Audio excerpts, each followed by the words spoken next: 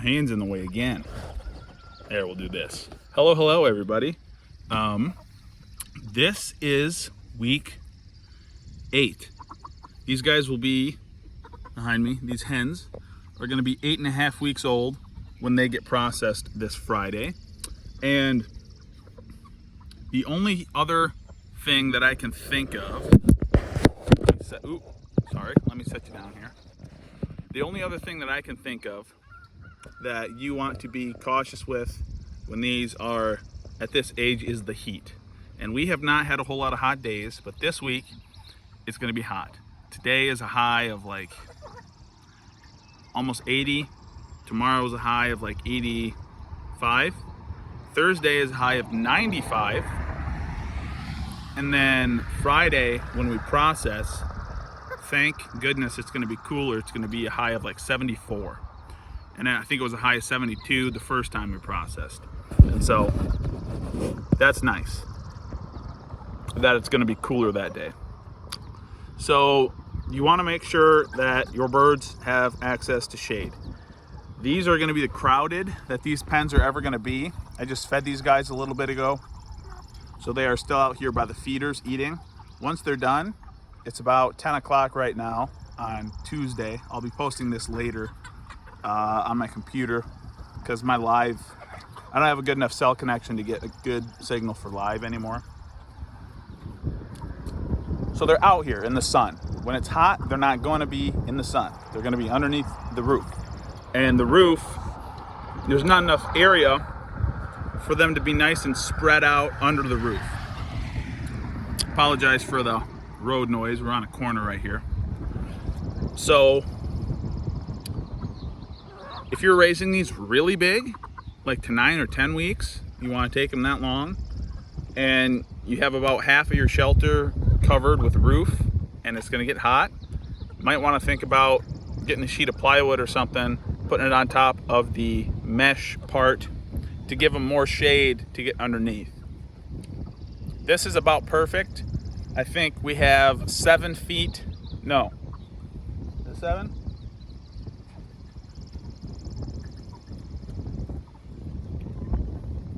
I think 7 feet covered with steel. And they can get spread out pretty good. So another thing I might do today and maybe tomorrow is in the heat of the day at about 2 o'clock, 3 o'clock, I'll come out. I'm always going to check on them at noon to make sure that their water system is working as it should be. But I might give them a little mist with the hose. We got water out here. And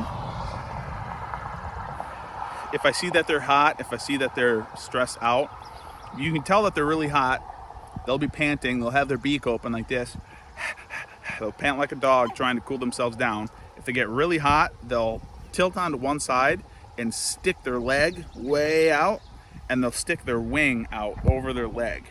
And they'll like stretch there and try to like open up around their legs and their belly and underneath their wing to try to get rid of that excess heat. And so if a lot of them are doing that, you know that they're hot. Then you can take your hose and you just give them a little mist. Get their feathers damp. Not wet, damp.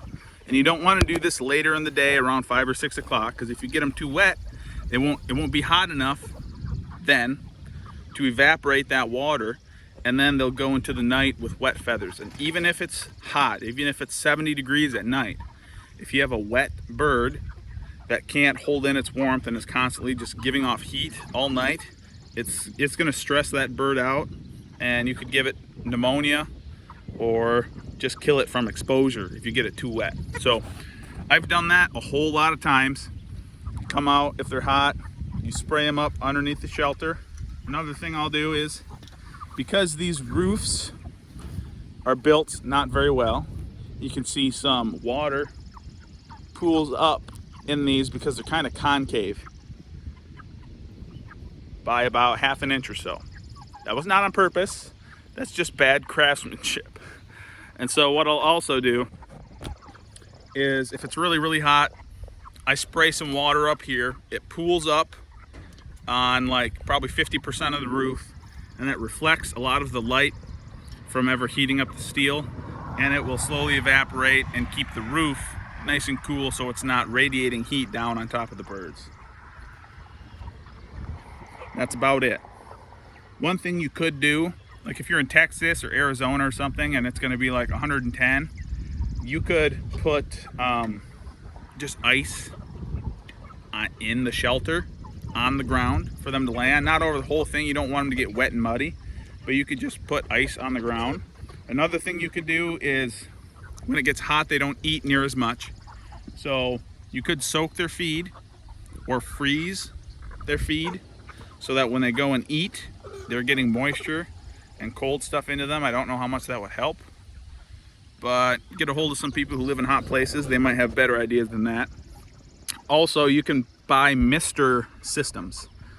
With how great manufacturing is these days, and with how many people garden and gardening on a big scale, they have lots of misting systems for watering. Like you go to the grocery store sometimes, hopefully not, getting all your food from farmers, right? I go to the grocery store sometimes though. And you go to the vegetable section and they got those little mister things to put the perfect amount of mist on all that fruit to make it like magazine perfect. You can get those and you can pipe those into your shelter underneath the roof where the birds are going to be when it's really hot.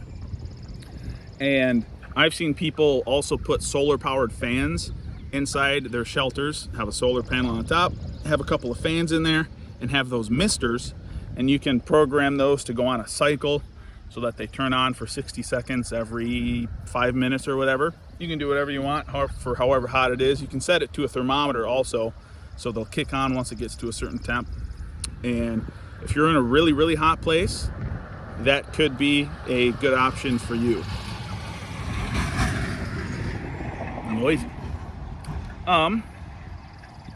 Where we're at, we get maybe 2 or 3 weeks out of the summer when it's above 80 for an extended period of time, a couple days above 90, close to 100.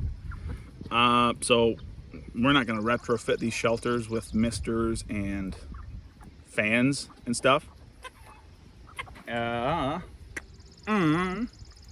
Also, if you're in a really hot environment, make it, if you want to do a Joel Salatin style chicken tractor in Arizona, don't use aluminum. Don't use steel. Don't use tarp. Get the aluminum. It's hard to find. We couldn't find it, so we use steel. But if you're in an environment that's that hot,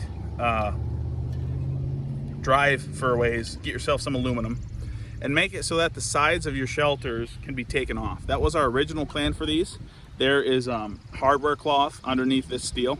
Our plan was to have these fold down or fold up so we could open up the whole shelter all the way around so it had no walls. That would be a good idea if you are in a very, very hot environment. Also, you probably wouldn't be raising birds this big if it's that hot. But it doesn't get that hot here, although it will this week a little bit. So we can raise them a little bigger and have this type of shelter and all that good stuff.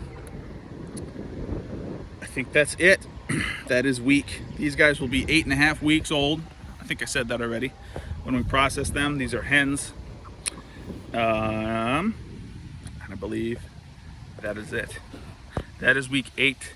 I'll probably put this up in a couple days. I'm uploading the week 7 video right now at home on the computer with slow internet, and it's taking a long time. So plan to see this hopefully before we process, and then I might film something when we process. We'll see. But I've made videos on that before. So beautiful day out here hanging with the red-winged blackbirds and the doves. They're chilling. They come behind the tractors and pick up any feed that we dropped. They're cool. Alrighty, that's it. Comments, questions, conundrums, snarks, drop those in the comments down below. I will answer them as promptly and as accurately as I am able. If I was a truthful, if I was a truthful man, that would be true. But the truth is that it's probably going to be a while until I feel like it. So that's it, guys. I'll catch you guys on the next video.